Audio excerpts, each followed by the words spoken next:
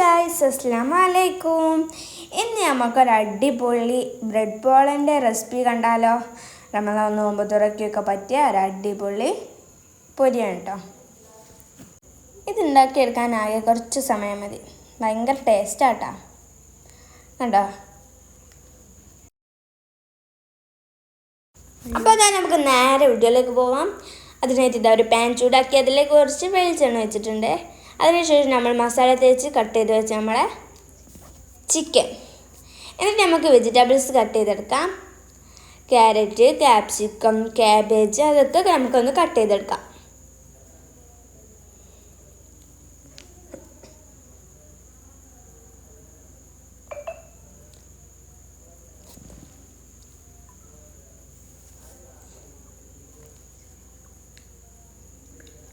ചെറിയതാക്കി അരിഞ്ഞെടുക്കണം കേട്ടോ.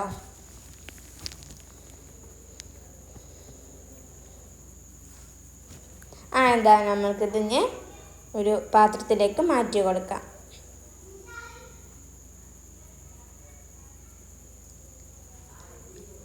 പിന്നെ ഇതാ ക്യാബേജും ക്യാരറ്റും ക്യാപ്സിക്കം ഒക്കെ പാത്രത്തിലേക്ക് ഇട്ട് കൊടുത്തു.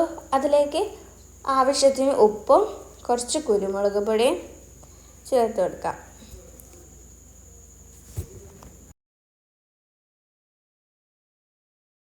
പിന്നെ അത് നമ്മൾ നേരത്തെ ഫ്രൈ ചെയ്യാൻ വെച്ച് നമ്മൾ ചിക്കൻ റെഡി ആയിട്ടുണ്ട്. അത് നമുക്ക് ഇതിലേക്കൊന്ന് ഇട്ട് കൊടുക്കാം.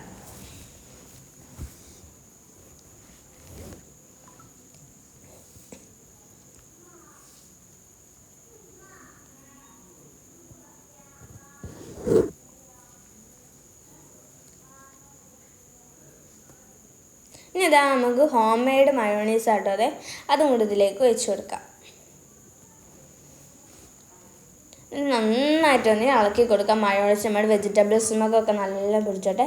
ക്യാരറ്റുമൊക്കും ക്യാപ്സിക്കമൊക്കും ഒക്കത്തുമൊക്കെ നല്ലോണം പിടിച്ചോട്ടെ. ഇനിയാണ് നമ്മുടെ ബാറ്റർ ഉണ്ടാക്കുന്ന പണി കേട്ടോ. അതിനുവേണ്ടി നമ്മൾ ബ്രെഡ് എടുത്തിട്ടുണ്ട്.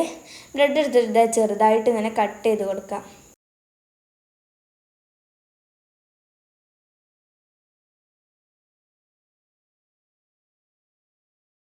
ആ ബ്രെഡൊന്ന് കുതിർന്ന് കിട്ടാൻ വേണ്ടിയിട്ട് കുറച്ച് പാലും കൂടി വെച്ചെടുക്കാം. പിന്നെ അതിലേക്ക് 2 മുട്ട പൊട്ടിച്ചിടാം.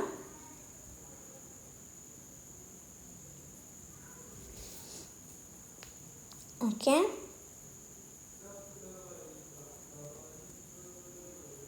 ഇനി നമുക്കിത് നന്നായിട്ടൊന്നിങ്ങനെ ഇളക്കി കൊടുക്കാം കേട്ടോ. നന്നായിട്ട് മിക്സ് ചെയ്യാം. ബ്രെഡൊക്കെ നന്നായിട്ട് ഒന്ന് കുതിർന്ന് കിട്ടട്ടെ.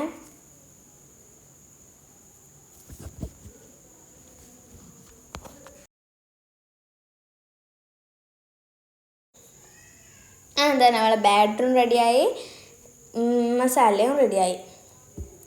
ഇനി നമുക്ക് നേരെ ഒരു പാന് ചൂടാക്കിയിട്ട് അതിലേക്ക് കുറച്ച് ഓയിലൊന്ന് സ്പ്രെഡ് ചെയ്ത് കൊടുക്കാം.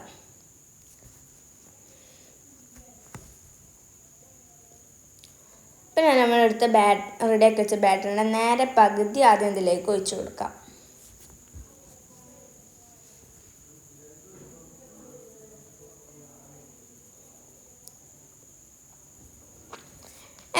എന്നിട്ട് നമ്മൾ റെഡിയാക്കി വെച്ച നമ്മുടെ മസാല ഉണ്ടല്ലോ, അതിൻ്റെ മുകളിൽ നന്നായിട്ടൊന്ന് വെച്ച് കൊടുക്കാം കേട്ടോ.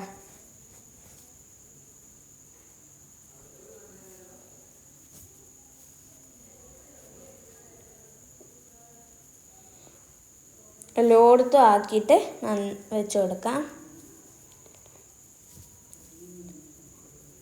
അതിനുശേഷം നമ്മൾ ബാക്കിയുള്ള ബാറ്ററും കൂടി ഇതിൻ്റെ മുകളിൽ കൂടെ ഒഴിച്ച് കൊടുക്കാം. താഴെ മേലെ ഒരേ അളവിലാണ് ശ്രദ്ധിക്കണം കേട്ടോ.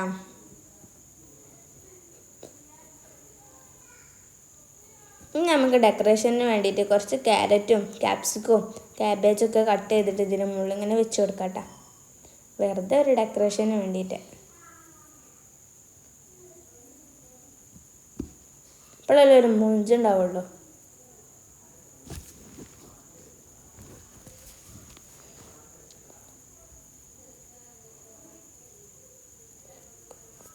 ഒക്കെ കഴിഞ്ഞ് നമുക്കിത് അടച്ച് വെച്ചിട്ട് നന്നായിട്ടൊന്ന് വേവിച്ചെടുക്കാം. തീ കുറച്ച് വെക്കുന്നതാണ് നല്ലത്.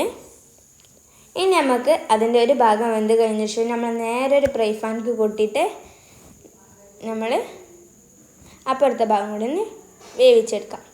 എന്താ വെന്ത് കിട്ടിയിട്ടുണ്ടെങ്കിൽ നമുക്ക് വേറൊരു പാത്രത്തിൽ മാറ്റിയിട്ട് നമുക്കിതൊന്ന് കട്ട് ചെയ്ത് വെക്കാം. അപ്പോൾ ഇത്രയേ ഉള്ളൂ. എൻ്റെ വീഡിയോ ഇഷ്ടപ്പെട്ടാൽ ലൈക്ക് ചെയ്യുക, ഷെയർ ചെയ്യുക, സബ്സ്ക്രൈബ് ചെയ്യുക, ഫ്രണ്ട്സിനും ഫാമിലിക്കും ഷെയർ ചെയ്തിട്ട് തന്നെ സപ്പോർട്ടും കൂടി ചെയ്യുക. അപ്പോൾ അടുത്ത വീഡിയോയിൽ കാണുന്നവർക്ക് എല്ലാവർക്കും ബൈ ബൈ. അപ്പോൾ ബാക്കി നാളെ.